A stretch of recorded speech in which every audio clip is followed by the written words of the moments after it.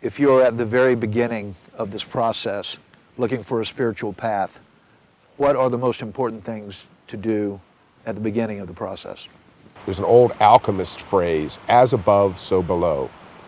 Or another way of putting it is the microcosm is recapitulated in the macrocosm, which means that the same rules that apply to the way the atom is held together are the same things that are holding the stars together. As above, so below.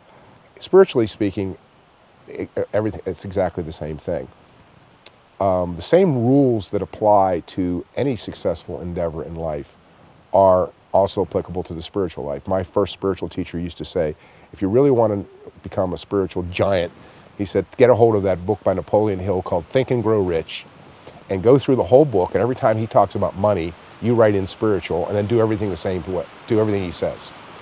And so what are the things, the most important things you can do? Well, let's use a practical example. If you want to get in shape, and what is the first thing you do? Well, the first thing you do is you're honest with yourself. And this is something you have to be cultivating every inch of the way, because the greatest enemy of all human endeavors, including spirituality, is rationalization, procrastination, self-deception, lack of self-knowledge.